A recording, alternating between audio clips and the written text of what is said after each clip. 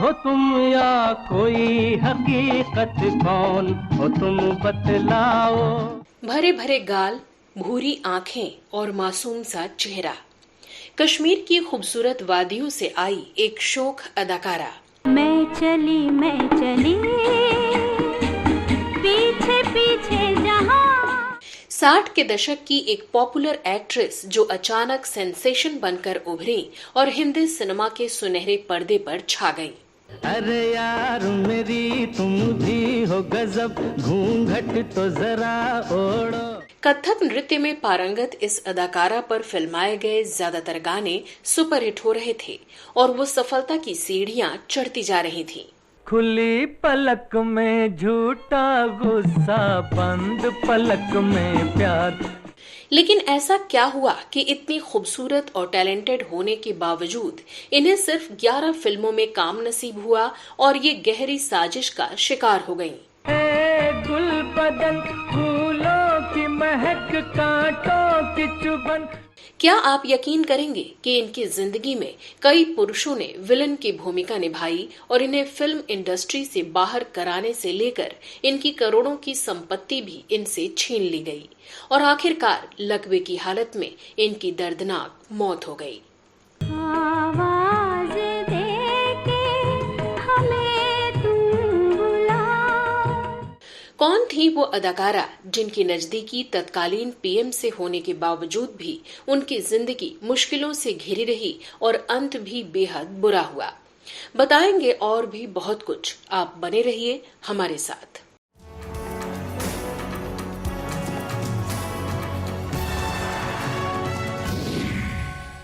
नमस्कार दोस्तों, मैं हूं श्वेता जया और आप देख रहे हैं फिल्मी बातें। वो हमसे चोरी चोरी आँख मिलाएगा, हमरे गाँव कोई आए। खूबसूरत आंखों वाली एक अदाकारा कल्पना मोहन, जो तूफान की तरह फिल्म इंडस्ट्री में आई और बेहद खामोशी से गायब हो गई। आवाज देके हमें तुम बुलाओ। वो एक अच्छी एक्ट्रेस होने के साथ साथ एक ट्रेंड कथक डांसर भी थीं।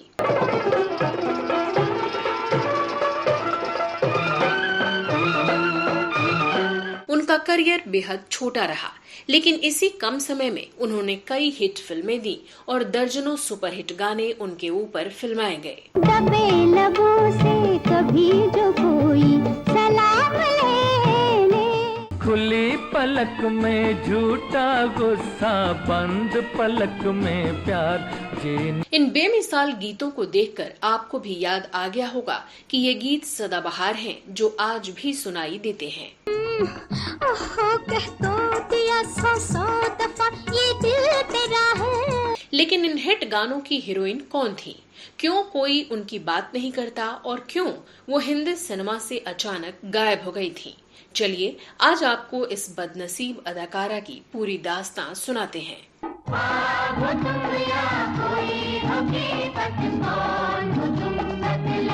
कल्पना मोहन का असली नाम अर्चना मोहन था। उनका जन्म 18 जुलाई 1946 को अविभाजित भारत के श्रीनगर में हुआ था। वो एक पंजाबी और डोगरा वंश से ताल्लुक रखती थीं। उनके पिता अवनी मोहन एक फ्रीडम फाइटर थे और मां गृहिणी थी। पिता अवनी मोहन अखिल भारतीय कांग्रेस समिति के सदस्य थे और पंडित जवाहरलाल नेहरू के काफी करीबी भी थे।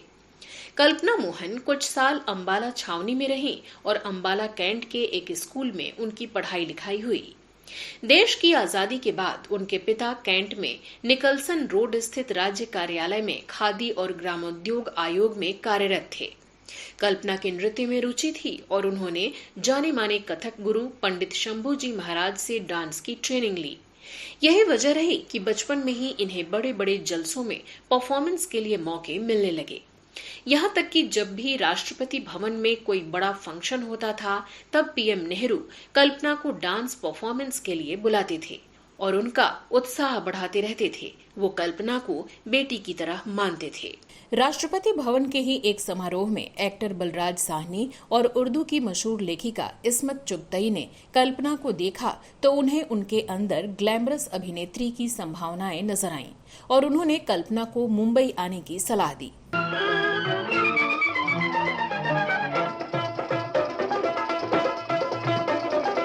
कुछ दिनों बाद परिवार से सलाह मशवरा करके कल्पना मुंबई पहुंची।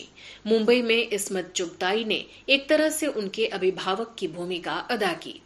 इस्मत के पति और फिल्मकार शाहिद लतीफ उन दिनों एक कहानी पर काम कर रहे थे। इस्मत ने शाहिद से कहा कि वो अपनी इस फिल्म में कल्पना को अभिनेत्री के रूप में मौका दें। शाहिद लतीफ ने पिकनिक नाम से वो फिल्म शुरू की। हालांकि इस फिल्म के बनने में थोड़ा ज्यादा वक्त लग गया और इससे पहले कल्पना को कुछ और फिल्में मिल गईं। इनमें डायरेक्टर वसंत पेंटर की प्यार की जीत थी, जो 1962 में रिलीज हुई, और इसी साल उनकी दूसरी फिल्म आई नॉटी बॉय, जिसने ठीक ठाक बिजनेस किया। कहती हूँ मेरा पीछा छोड़। शक्ति सावंता की इस फिल्म में उनके अपोजिट थे किशोर कुमार और ये एक कॉमेडी फिल्म थी। शाम दिल बदनाम लेता जाए तेरा नाम, लाखों मनाऊं नहीं मान। इसी साल उनकी तीसरी फिल्म रिलीज हुई प्रोफेसर, जिसने रातों रात सफलता की बुलंदियां पार कर दी। खुली पलक में झूठा गुस्सा, बंद पलक में प्यार। ये फिल्म सुपरहिट रही और इसके बाद हर जगह कल्पना चर्चा में आ गई। गुल बदन फूलों की महक, कांटों की चुभन। शंकर जयकिशन के संगीत से सजी फिल्म प्रोफेसर ने हंगामा मचा दिया। 50 साल बाद भी इस फिल्म के गीत भुलाए नहीं जा सके हैं। मैं चली पीछे पीछे जहां। इसमें कल्पना मोहन के साथ एक्टर थे शम्मी कपूर और इस जोड़ी को दर्शकों द्वारा खूब पसंद किया गया। आवाज देके हमें तुम बुलाओ। लेकिन इसके साथ ही एक अफसोस ये भी रहा कि इस फिल्म की सफलता का क्रेडिट इसके संगीतकार शंकर जयकिशन और मेल एक्टर शम्मी कपूर को दिया गया और कल्पना हाशिए पर ही रही।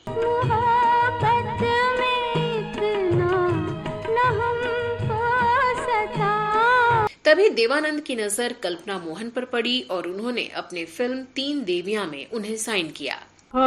हो तुम या कोई हकीकत, कौन हो तुम बतलाओ।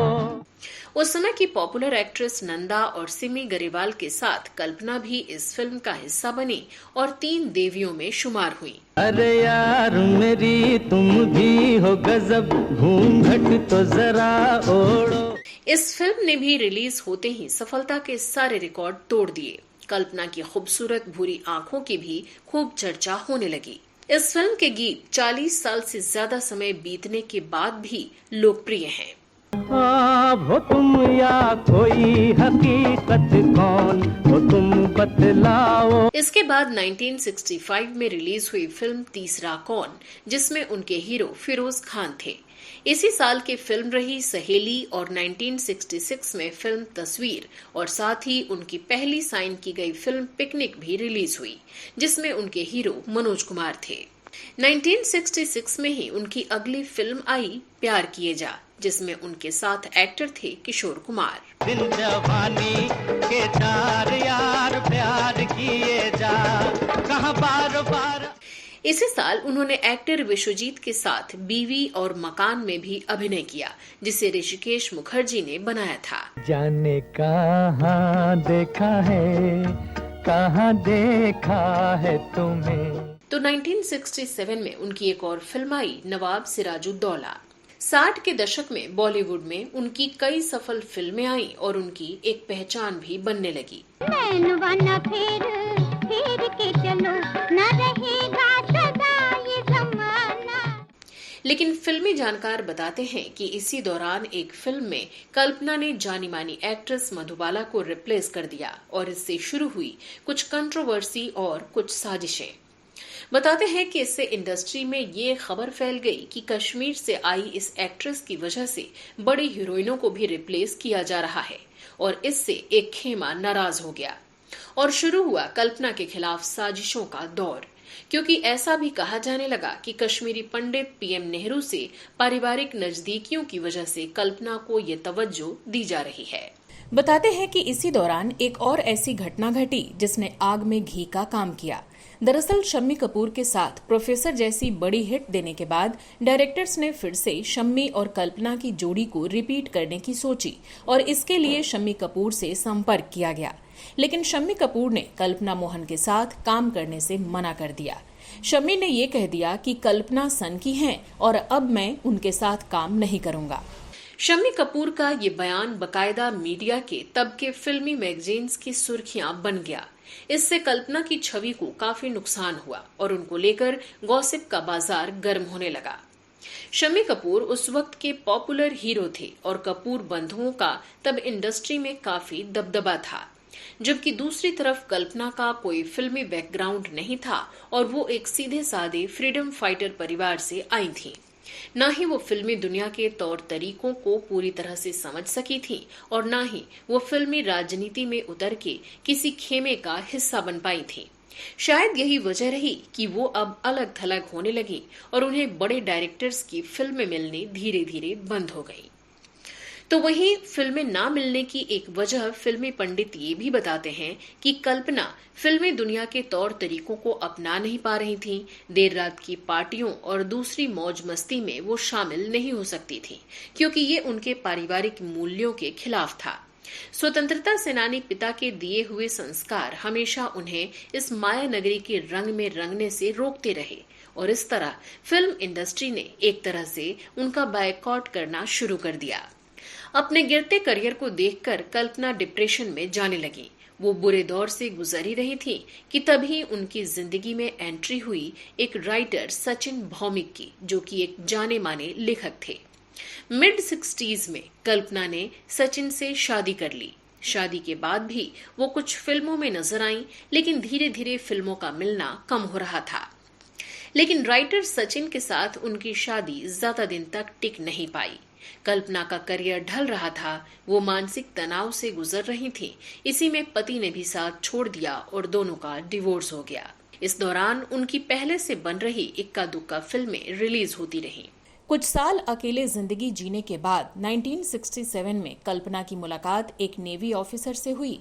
कुछ दिनों तक चली दोस्ती के बाद दोनों ने शादी कर ली। इस कपल की एक बेटी पैदा हुई, प्रीति। लेकिन धीरे धीरे इस शादी में भी कुछ समस्याएं सामने आने लगी। दरअसल कल्पना के पति की कमाई ज्यादा नहीं थी। कल्पना ने अपने एक इंटरव्यू में बताया था कि उनके ससुर उन्हें धमकाते थे और कहते थे कि अपना बंगला मेरे बेटे के नाम कर दो। कल्पना के मुताबिक वो काफी डर गईं, क्योंकि उनके पति का भी व्यवहार बहुत बदल गया था और कल्पना की पैतृक संपत्ति को हथियाने की कोशिश की जाने लगी थी। लेकिन कल्पना ने आखिरकार शादी के 5 साल बाद अलग होने का फैसला किया और 1972 में अपनी बेटी प्रीति को लेकर अलग हो गई। डिवोर्स के बाद कल्पना ने अपनी बेटी को अकेले ही पाला। कुछ साल मुंबई में रहने के बाद 1990 में वो बेटी के साथ पुणे शिफ्ट हो गईं और यहीं के कल्याण नगर में नया आशियाना बनाया। अब वो माया नगरी को पूरी तरह से छोड़ चुकी थी, जिस शहर ने उन्हें पहचान भी दी थी और सब कुछ छीन भी लिया था। कल्पना ने करीब 10 साल तक फिल्मों में काम किया था और उनका करियर काफी छोटा रहा, लेकिन इसी कम समय में उन्होंने अच्छी फिल्में दी और तमाम हर्डल्स के बावजूद अपने काम के बलबूते ज्यादातर बड़े डायरेक्टर्स और बड़े को स्टार्स के साथ जोड़ी बनाई थी। ख्वाब हो तुम या कोई हकीकत, कौन हो तुम बतलाओ। खैर, बेटी को लेकर पुणे जाने के बाद वो सालों तक वहीं रहीं और बेटी की अच्छी तरह से परवरिश की। धीरे धीरे बॉलीवुड के साथ साथ दर्शकों ने भी उन्हें भुला दिया। उनकी बेटी बड़ी हुई और हरीश नाम के एक व्यक्ति से उनकी शादी हुई। बेटी प्रीति मनसुखानी शादी के बाद अमेरिका चली गई, जो कि कभी कभी मां से मिलने आती थी। इसी दौरान 2011 में कल्पना मोहन का नाम चर्चा में तब आया जब अकेली रह रही कल्पना की लगभग 54 एकड़ जमीन उनके फर्जी दस्तखत से बेच देने की खबर सामने आई। पुणे के मौजे विसागर गांव में उनकी जमीन सहारा सिटी बिल्डर्स को जाली हस्ताक्षर से बेची गई थी और ये फर्जीवाड़ा 2007 में अंजाम दिया गया था। इसकी जानकारी कल्पना को पहले नहीं हो सकी थी, क्योंकि तब वो गंभीर बीमारी से जूझ रही थी। दरअसल तभी यह खबर भी सामने आई कि कल्पना कैंसर की चपेट में आ चुकी थी। उन्हें चेस्ट इन्फेक्शन हुआ था और पैरालिसिस अटैक आ गया था। वो 5 साल तक अपनी इस बीमारी से जूझती रहीं। उनकी तब की एक तस्वीर जब मीडिया में सामने आई तो किसी को भी ये यकीन नहीं हुआ कि ये वही कल्पना मोहन है जो प्रोफेसर फिल्म की हिट हीरोइन थी। खैर, जमीन के फर्जीवाड़े वाली घटना की जानकारी मिलने पर कल्पना की बेटी प्रीति अमेरिका से आई और मां को साथ लेकर पुलिस में मामला दर्ज कराया। ये 3 दबंग गुंडे थे जिन्होंने अकेली बुजुर्ग महिला होने की वजह से कल्पना के साथ ये हरकत की थी। पर अफसोस कल्पना और उनकी बेटी कानूनी लड़ाई लड़ती रह गईं, लेकिन उन्हें जमीन वापस नहीं मिल सकी। इधर तरह तरह की परेशानियों से जूझ रही कल्पना का इलाज चलता रहा, लेकिन वो धीरे धीरे बेहद कमजोर होती गईं। आखिरकार 4 जनवरी 2012 को कल्पना मोहन जी ने 65 साल की उम्र में इस दुनिया को अलविदा कह दिया। उनका अंतिम संस्कार परिवार और करीबी दोस्तों के बीच पुणे के बैकुंठ श्मशान घाट में किया गया, जिसमें शायद कोई फिल्मी हस्ती शामिल नहीं हुई। और इस तरह से दुखद अंत हुआ एक ऐसी अदाकारा की जिंदगी का जो बहुत कुछ डिजर्व करती थी, लेकिन वो कुछ साजिशों, नफरतों और गुटबाजी का शिकार हो गई और एक आउटसाइडर होने की वजह से भी फिल्मों की रंगीन और तड़क भड़क वाली दुनिया में कामयाब नहीं हो सकी। तो दोस्तों, आपको आज का हमारा ये शो कैसा लगा कमेंट सेक्शन में लिखकर जरूर बताइएगा। चलते चलते आपको एक और जानकारी दे दूं कि अगर आप इसी तरह के कुछ और कंटेंट्स देखना पसंद करते हैं तो हमारे दूसरे चैनल वो पुराने दिन का भी रुख कर सकते हैं। उसका लिंक मैंने डिस्क्रिप्शन में डाल दिया है। साथ ही अगर आप घूमने फिरने के शौकीन हैं तो हमारे ट्रैवल व्लॉग की भी सैर कर सकते हैं। इसका लिंक भी मैंने डिस्क्रिप्शन में दे रखा है। यहाँ आपको अलग अलग जगहों, मोन्यूमेंट्स और रिलीजियस प्लेसेस के बारे में पूरी जानकारी मिलेगी। तो चलिए कुछ और अनटोल्ड बॉलीवुड स्टोरीज के साथ अगले एपिसोड में आपसे फिर होगी मुलाकात। फिलहाल मुझे दीजिए इजाजत। नमस्कार।